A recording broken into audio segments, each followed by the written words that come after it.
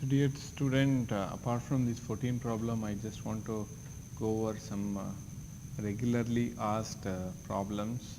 Okay. Uh, so let's take an example of write a program to check whether it is an odd or even using a modulus operator. Okay. So we can say whether number is odd or even by modulus. So there are various possibilities. Here they have asked us to do modulus. So what we do is simple stdio, enter the integer, we read it in the end n, then n modulo 2. Okay. So the n modulo 2, if it is an even number, the modulo 2 will always return 0. Okay. Is any even number, modulo 2 will always return 0. So we are printing 0. If it is odd, it's going to print the if it is odd, it's going to return as 1 modulo of 2. So if it's 3 modulo 2 is 1, so then it is an odd. So let me just compile and run. So let me say 2. Let me add a get ch.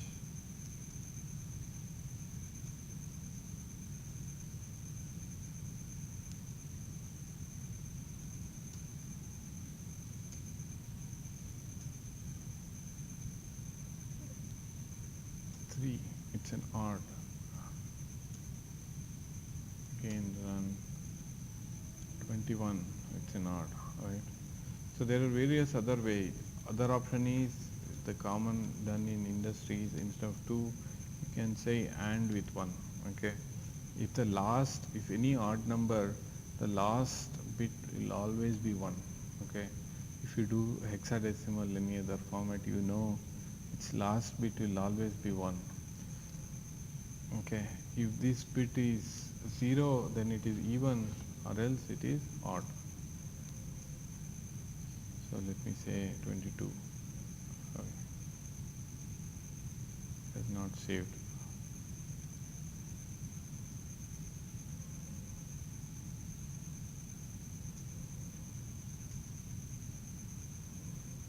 Okay. So this is a simple function to find the odd or even using the modulus operator. Let me quickly take you to the next one. The problem is write a program to check whether the input alphabet is a vowel or not. Okay. So input program, whether the input alphabet is a vowel or not. So what we do is here what we are reading only one character. That's why it is the percentage %C. If you are using a string, it's a percentage %S. So the end has to be terminated with /o. So we are using only one character. That's what it is. Then if I'm reading that as a character CH, and if that CH is equal to capital A or small a, capital E or small e, capital I or small I, capital O or small o, or U or capital U, any of this, it's an vowel, or else it is not an vowel, right? That's it. Let me say let's see H. So these problems will come in your C programming theory as well. Okay, this is not a lab. These are the previous question papers in C programming. Write a C program to say a given character is vowel or not. Okay, so here if I say A, right, then if I do again run, if I say X is not an vowel. If I do run again and say 2 is not an vowel, right? So this is a simple function to get the to check whether a character given is an vowel or not.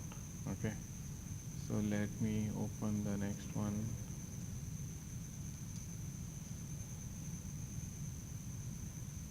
So this is like to add the digits of a number.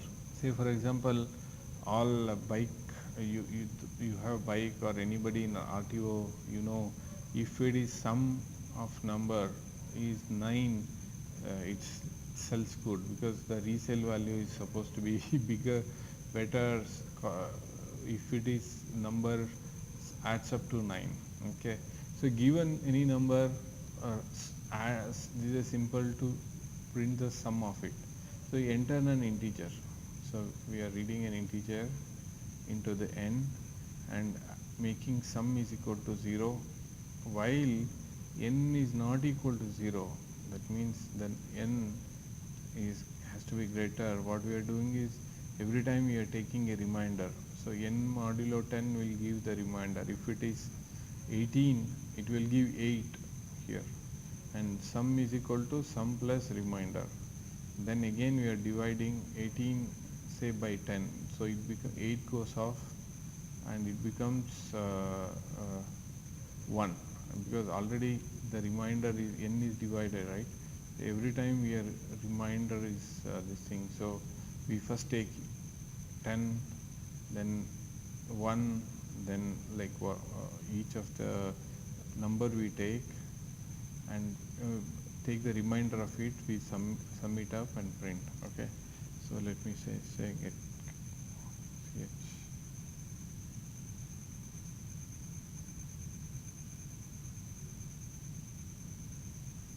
no close all file,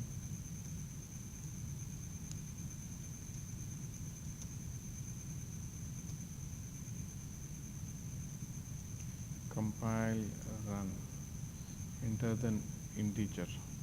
So let me say 18. The sum is going to be 9 plus 9, 18, right? So let's see, the next one is enter the number. Let's say 6138. It is 18, right? So 6 plus 3, 9, 8 plus 1, 9, 9, 9, 18 is the number. Okay, so let's see the enter the number 9999. It is 36. Okay, 18 into 2. 6 plus 3 is again going to be 9. So this is how the summation of it. So let me see one more. Make it 1000. Sum is 1. Correct, right? Okay. So close all, and next one is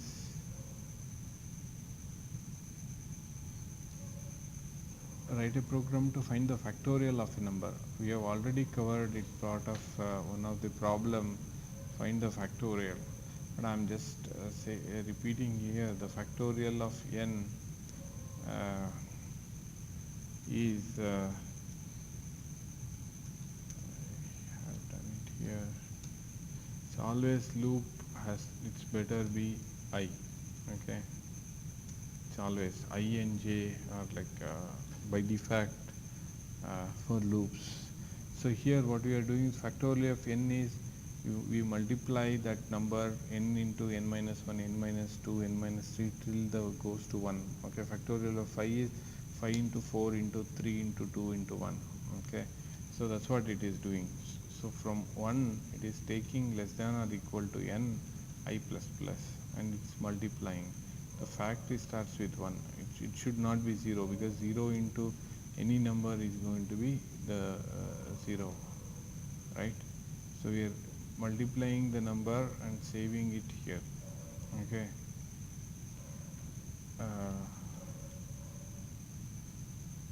5 into 4, 4 into right. So printf. Okay, let's compile this.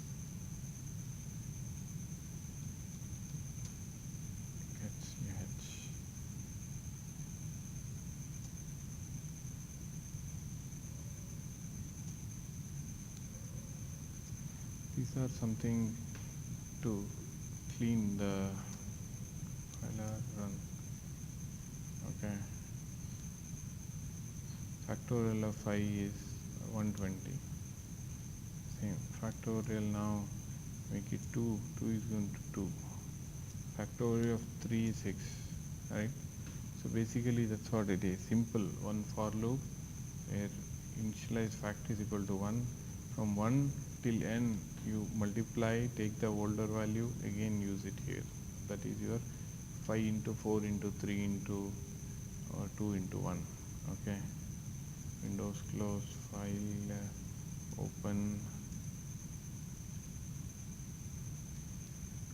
Write a program to find the maximum element in an array. Okay, so given array which is random order, not sorted, find a maximum element. So the simple logic is we define an array of 100 and define maximum size, I and location. We can also ideally get the location. Enter the number of elements in an array. It's going to be the size. Then for I is equal to 0 to size, enter the element. So it could be in any order. So what we do is any ascending or descending or max or smallest, first what we do is take the first element as a max. Okay, the algorithm is take the first element as map, location as 0, and start from the second element. So you already defined max is equal to this thing. Start from 1 to size, I is less than size, I plus plus. Okay, take array of this. If the array element is greater than maximum, then automatically then what we do is take, okay, array element is bigger than maximum. That means maximum is supposed to hold always the maximum. So there is something else, an array I, which is greater than maximum. So what you do is take the maximum, save it from array I, and location is equal to I. Okay, that's it. So if at the end of the loop you will find the maximum, you will always get the maximum in this array. So we started with maximum is equal to as the first element in the array. Then we go here, anytime if the array element is bigger than maximum, that means this guy is always supposed to hold the maximum. So there is somebody else in array I which is bigger than maximum, or then stop. You save the maximum here, save its location. That's it. And the maximum element at the end of the loop will always hold the maximum, which we are going to print it here. Okay. Let me quickly file, save, Alt C is compile, Alt run. Enter the number of elements. I will say 5. Enter 5 integers. So in random I will give 10, 2, 500, 400 and 300. So okay, I need to put a get ch here.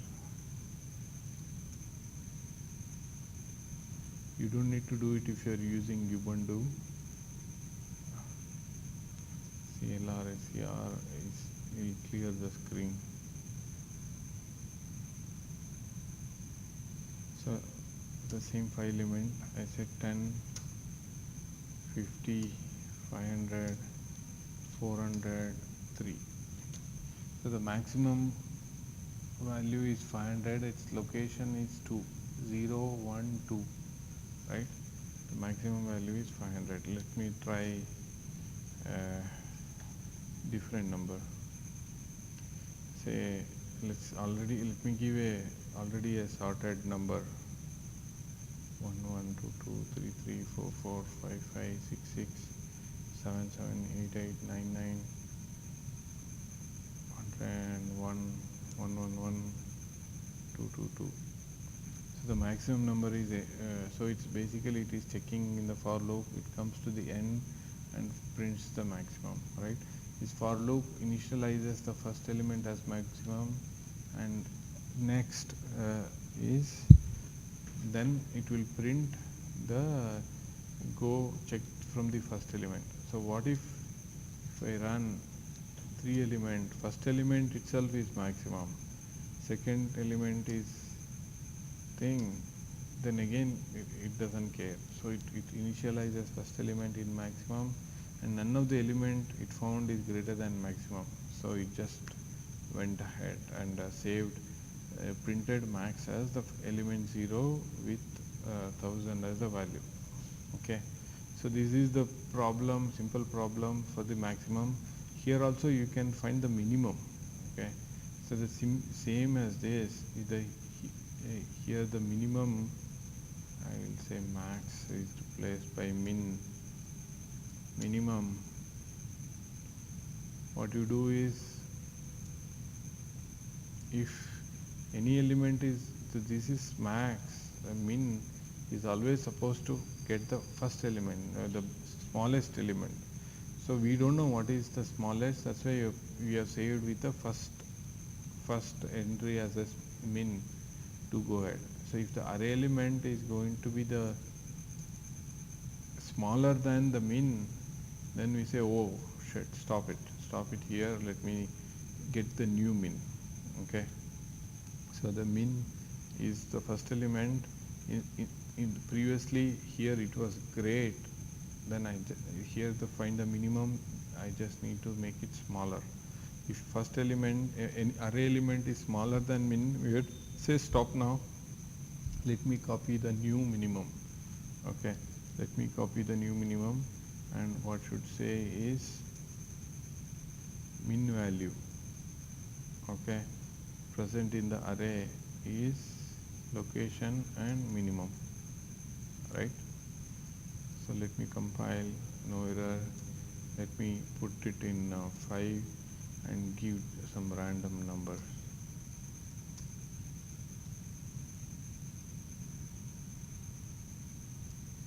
So it prints the min value, right?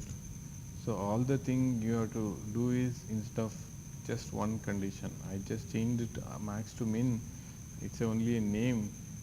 This gives you a maximum, this will give you a minimum, right? That's it. Window close, file open. This is a program, write a program to find the string length. Okay, so for string length there is already a library called string len. Okay, that will give you the string length. So whatever the string, it will give you a string length. Okay, we are just reading the string using a get. You can use scanf as well, but here we are reading as a different get to introduce to. You can use gets also, and then print the string percentage length is this. Okay, so you should print it very carefully. Print should be very meaningful. String length you could have said, but we don't know how to check, so I'm just giving a percentage s, length is percentage d. Okay, a is a string, that's why it is s percentage s, length is a integer, such a percentage d. So let me compile, try to run. Before that, I also know what you have to do. You have to clr scr to clear the screen, and already there's a get ch, right? So let me run here. I'll say instant k, the string length is 8. Then let me say IPL, string length is 3, right? Then I say good, length is 4. I'll say IPL season 8, length is 4, right? So the string length is giving the length. Okay, string length is giving, so our array is array of length, so user can give any big value, any big value. So let me just save and try to run. Say today is Thursday, seems like a good day, 40, right? So I can give any string length up to 100. So these are all your previous year question papers. It will come in your theory. for 8 marks or 10 marks. Okay, so this completes the C programming lab uh, for VTU first and second sem students, and you could buy along with this CAD, M1, M2, M3, M4, basic electricals, basic electronics, anything, all the difficult, challenging uh, syllabus courses are available at InstantK. Visit www.instantk.in to know more. Thank you.